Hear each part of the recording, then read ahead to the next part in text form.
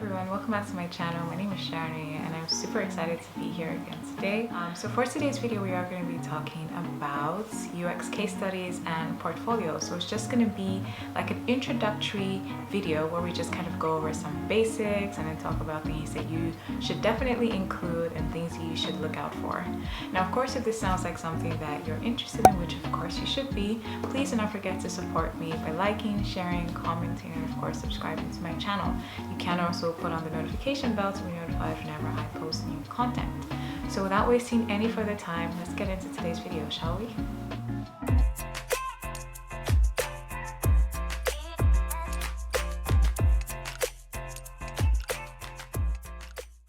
So today's video is divided into two parts. One will be about portfolios and one will be about UX case studies. Now of course I have linked the timestamps in the description below, so you can skip ahead to the parts that interest you the most. So let's start off by talking about portfolios. So first off, what are portfolios? Portfolios are just essentially where you would showcase your best work that you are most proud of.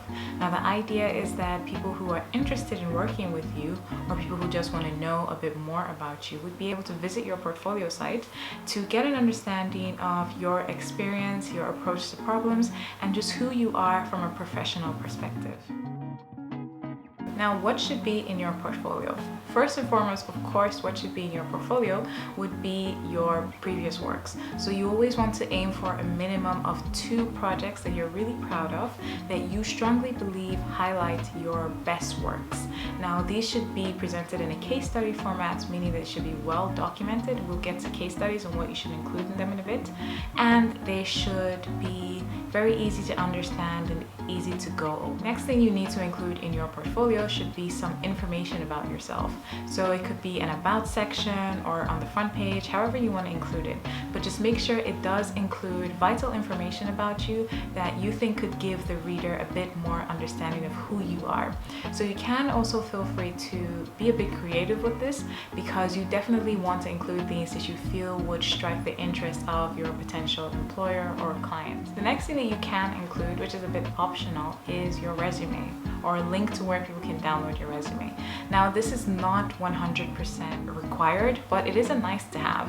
So it makes it super easy for potential clients or employer to get an understanding of your work history if they just come across your portfolio. So it's not a compulsory thing, but it's definitely a nice to have, especially when you are job hunting.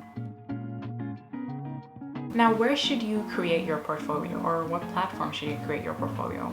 Now, there are some people who create their portfolios using PDF formats, which is completely fine. But the only thing I would say is you need to make sure that it's very accessible. But if you're not looking to create a PDF website and you're looking for something, want to do it online fully, there are a bunch of great platforms that can help you with this. Some of these include sites like Squarespace. That is one that I have used myself and it was very great. Others are like Webflow. You can of course check out Wix, and of course you can check out WordPress. Now these are some known platforms. Some people use Behance, but it doesn't allow for too much customization. So if you can upgrade to a CMS, a content management system, I would suggest that you do so. Now the other option is to develop something from scratch and like really customize it and probably work with developers. That might take a little bit more time, but it would be an interesting project, so why not? So now let's talk about UX case studies for a bit. Now, what is a UX case study? Essentially, case studies are really just your projects documented in a very detailed manner where you cover your processes and what you did. Now, it can feel a bit overwhelming and you might find yourself in a situation where you're wondering what the hell, but it's really not so hard to do when you actually take the time out to start. Now, what should be in your case study as a UX designer? Now, the first thing you want to make sure you include is an overview. So you want to give whoever is reading an overview kind of into what this project is that you're about to tell us about. So you want to include some smaller details like maybe the name of the client or the name of the company, the platform that it was created on. So was it web or was it mobile? If it was mobile, was it Android? Was it iOS? Was it cross-platform? You might also want to tell us the year that it was worked on. You want to include whether it was live, whether it was completed, whether it's in progress, and things like that. Next thing you want to include is problem definition. So just give us an introduction. What problem was being solved? what was the main goal of this project? What were some KPIs? What were some requirements? What were some key things that were being monitored when working on this? Next thing you want to include could be research. So if you have some introductory research about maybe your target users for this project, you would want to include that there. So who are the users, who is this about, and things like that. So as much research as you probably did at the beginning phase, you definitely want to include, because that gives you more context and also gives us an understanding into how much you value or appreciate the importance of research in projects. Next up would be your constraints or considerations. So when you were creating this project, when you were working on this project, were there any specific constraints that you had to be mindful of? Maybe budget, time, things like that. These are completely optional. You don't always have to include it, especially if you're working full-time. But if there were, and it would give us more context, then definitely include it. The next thing you want to include, which is pretty broad, is your approach. So this sounds a bit vague, but it really is kind of simple. So just sit down and think, when you worked on this project, what did you do? What was your approach? Did you start with the kickoff meeting with maybe stakeholders? So you want to include maybe some information about that. You had a meeting with stakeholders and decided so and so and so. Then from there, you did some first wireframes. You want to include that. Then from there, you maybe iterated and then did another version. Then you want to include all those smaller details that helped you arrive at whatever solution you ultimately came at.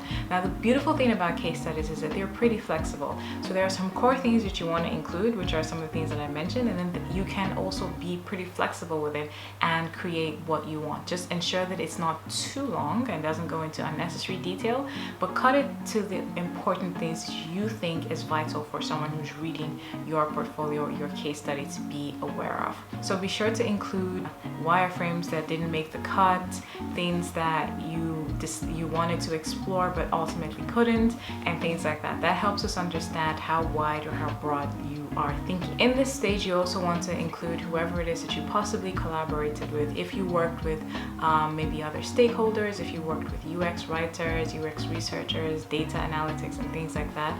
Product managers, definitely include that, because it also gives an understanding of how well you work together with others. The next one that you want to include are your outcomes. So after going through your approach and probably showing us things that you considered and ultimately decided against including, you definitely want to show what did you ultimately decide on as the result and the outcomes. What did you ultimately decide on with your team as being the best solutions?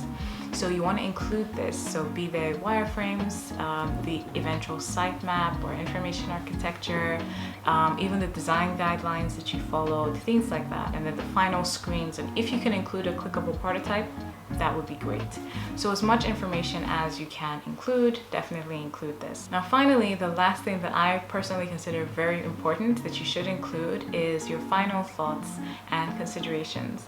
So were there things that you think you could have done differently? Were there approaches that you wish you could have tried but you couldn't?